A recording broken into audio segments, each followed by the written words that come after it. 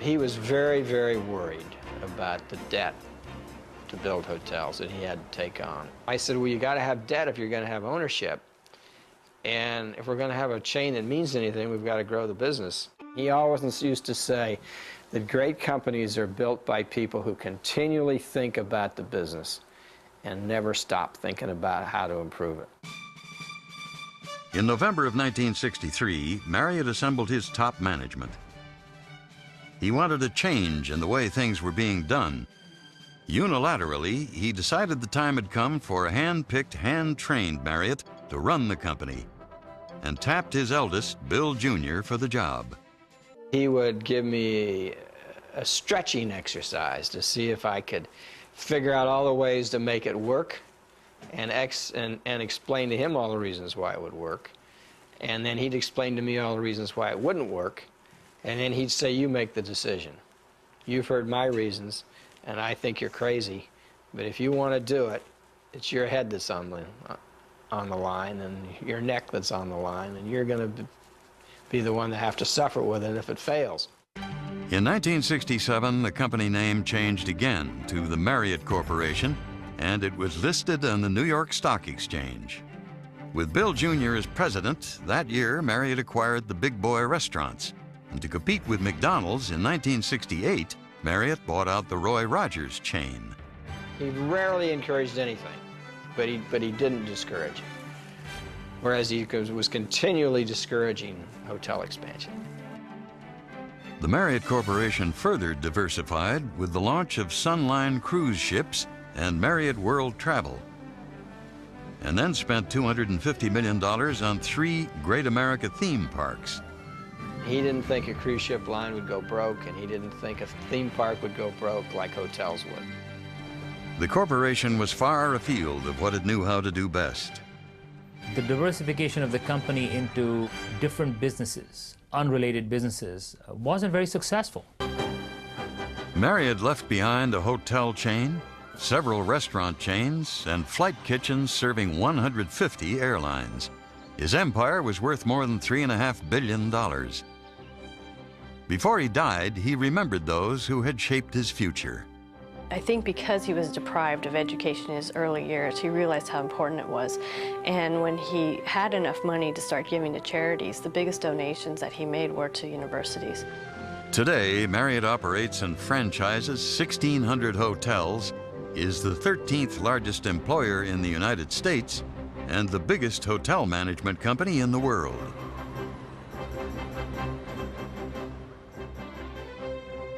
Asked the secret of his success, J. Willard Marriott inevitably responded, hard work and prayer.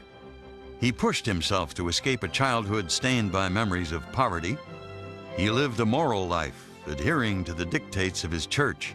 Professionally, he was a giant. Personally, his family struggled to measure up to this sheep herder from Utah. He often would say to me, his father never said anything good about him to him. And he said, that's why I have a hard time saying anything good about you to you. Because I've never been around in that kind of an atmosphere where you take your son and put your arm around him and say, you're doing a great job.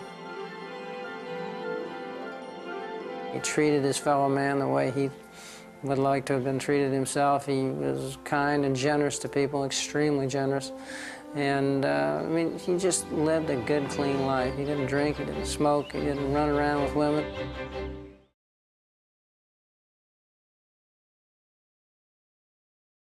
Just going to college, you know, sort of made me feel as though I wasn't doing anything, oddly enough. So I went through a very serious depression. I had to drop out of college. Vera moved to Paris for a less formal kind of schooling.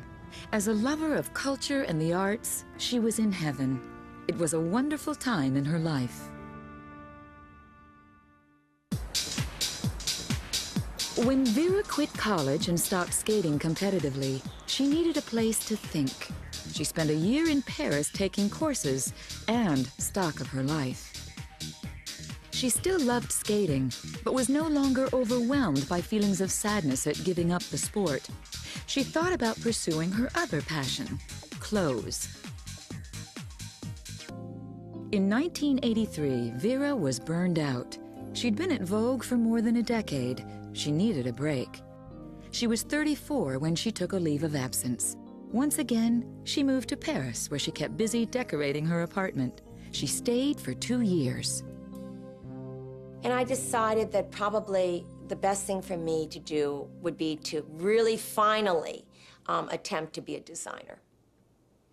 To try and create, I had created pictures, but I never created clothing. Back in New York, Vera left Vogue, her home for 16 years, and became a designer for Ralph Lauren. He hired Vera to create women's accessories for his line. We were designing the shoes in advance of the clothing at Ralph Lauren, and naturally they all had to coordinate with all of the clothing lines, and so it was a lot of work. Little did she know that a business would result from the meticulous orchestration of her own marriage to Arthur.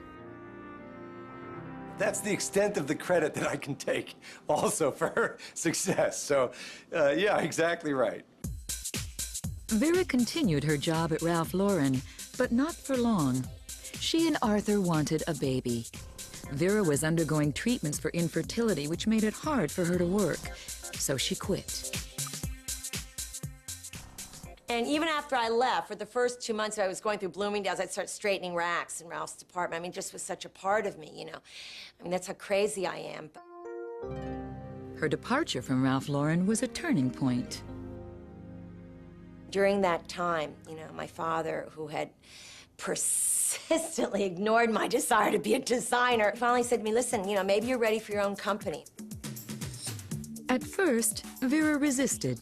She didn't think she was ready to pursue a third career. But she respected her father and his considerable business knowledge and success. He was willing to invest.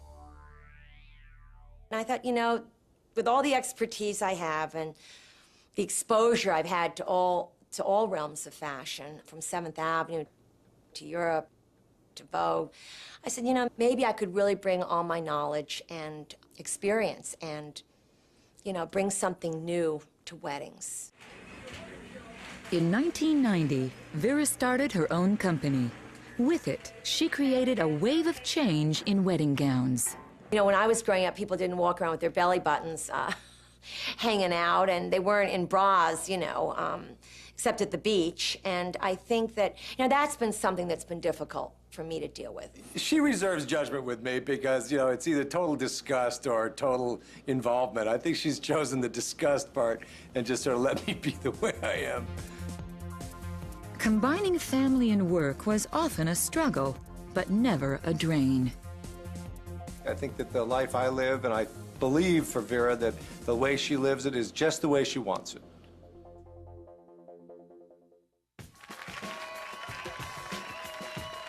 More than a decade into her own design business, Vera Wang is rarely at rest.